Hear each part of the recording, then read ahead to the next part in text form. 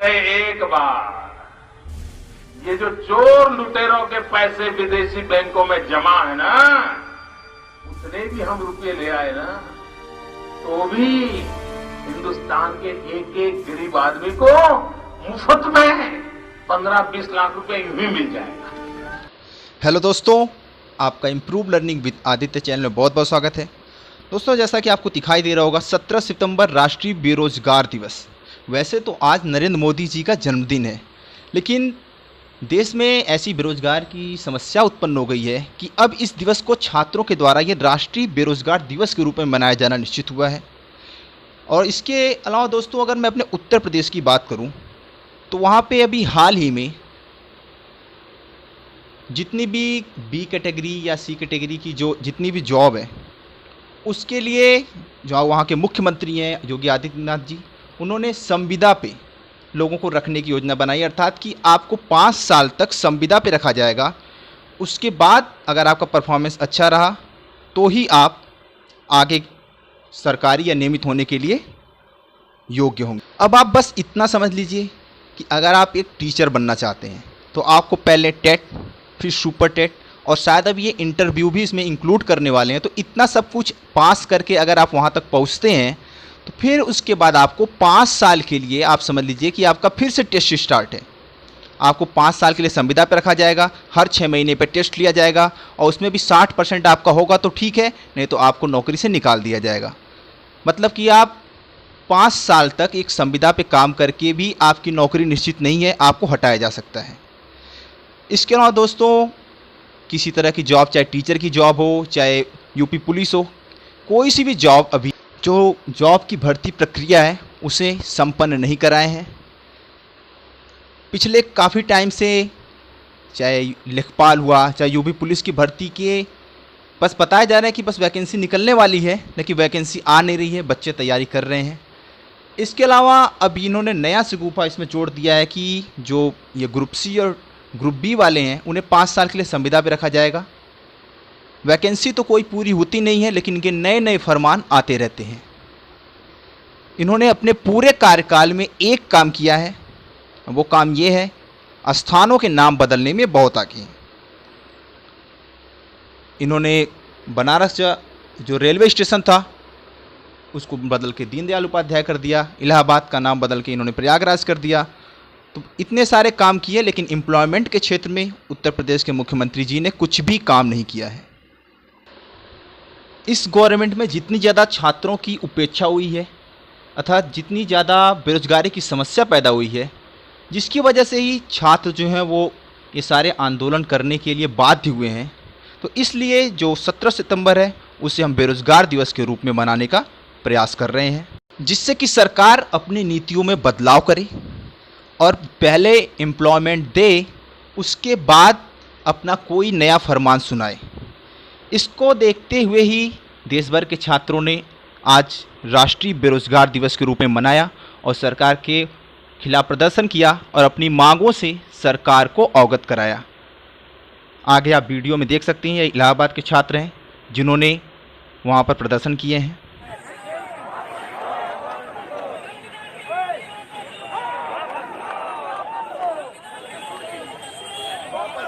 आप इलाहाबाद में छात्रों के प्रदर्शन को देख रहे हैं।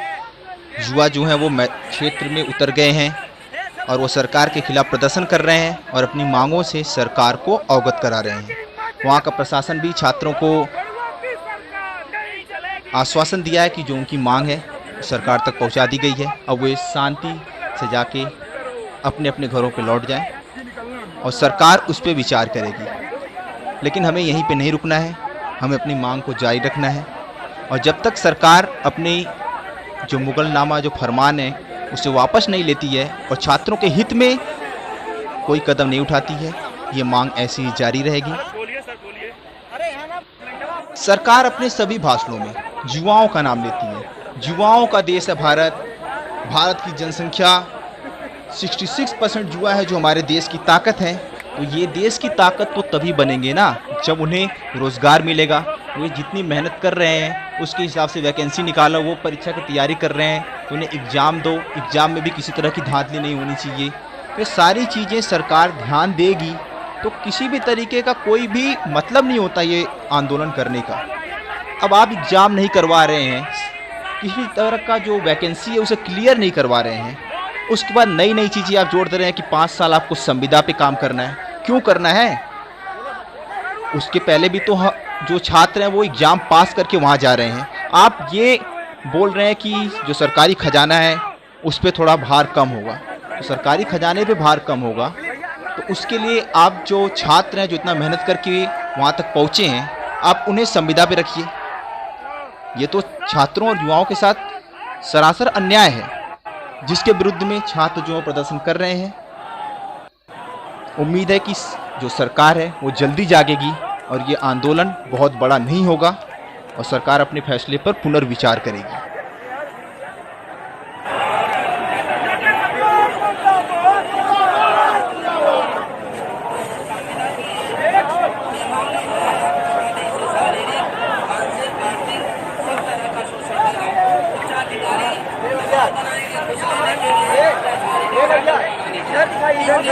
ये आप लगा खींचिए ना एक बार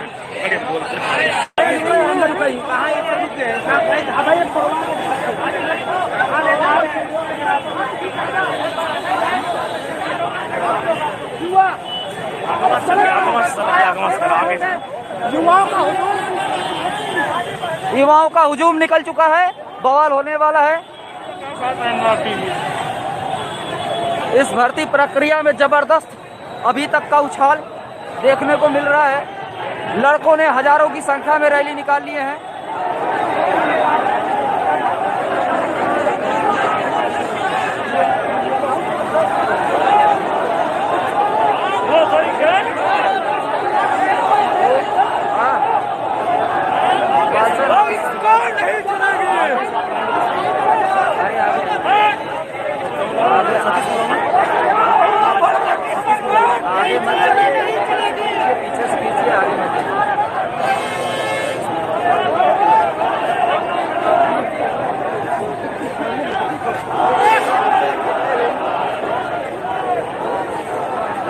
बालसन पे बाबू, बालसन पे।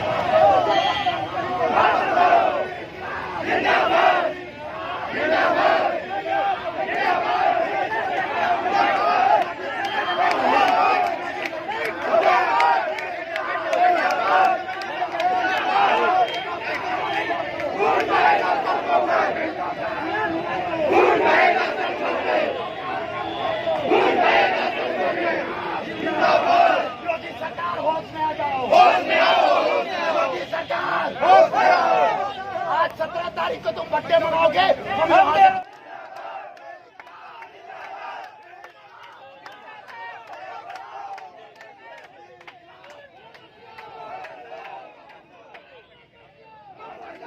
आपकी बातें रखी जा चुकी हैं। अगर कोई बात और रखनी हो आपको, कोई और ज्ञापन देना हो, आपसे अनुरोध है दिया है और इसीलिए कि आप अपनी बातों को ठीक से रखें। ज्ञापन और देना हो, ज्ञापन आके दे दें।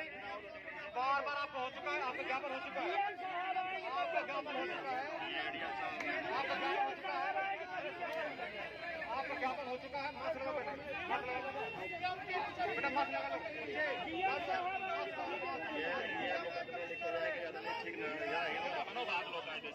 हमारे फायदे के लिए कह रहे हैं, स्वास्थ्य के लिए कह रहे हैं। समझाना ही हमारा काम नहीं है, बार बार समझाया जा रहा है। महामारी दुनिया लागू है। तो यहाँ पे आप देख रहे हैं कि पुलिस प्रशासन द्वारा लोगों को समझाया जा रहा है कि यहाँ पर आप ज़्यादा भीड़ ना करें। 144 धारा लागू है तथा जो बच्चों की मांग थी, जो छात्रों की मांग थी, वो मुख्यमंत्री और प्रधानमंत्री तक पहुँचाई जा चुकी है। अब वे अपने अपने घरों तक जाएं। लेकिन ये सारी मांगें तो हमेशा से होती रहती हैं। पुलिस वाले आते हैं, बताते हैं कि मांगे जो है वो मुख्यमंत्री जी तक पहुंचाई जा चुकी हैं। अब हमें ये देखना है कि इस पर कार्रवाई किस तरह की होती है और मुख्यमंत्री जी जो भी अपना ये नया नीति जो लागू करने वाले हैं उसे वापस लेते हैं या नहीं तो ये आंदोलन जो है और बड़ा रूप ले सकता है। अनिल मैं बता रहा हूँ, अगर आप जो भी कर रहे हैं तो अपने सभी को समझाएं, साथी समझाएं, नहीं तो फिर रिस्पॉन्सिबल होंगे और जो भी कार्रवाई होगी उसके लिए आप ही जिम्मेदार होंगे। अनिल आप जो नेतृत्व कर रहे हैं उनसे अनुरोध है सभी को लाए, सभी को सुरक्षित लेके जाएं। तो मिसलीड कर रहे हैं आप और कार्रवाई के जितने आ रहे हैं बेमतलब की बातें कर रहे हो आप।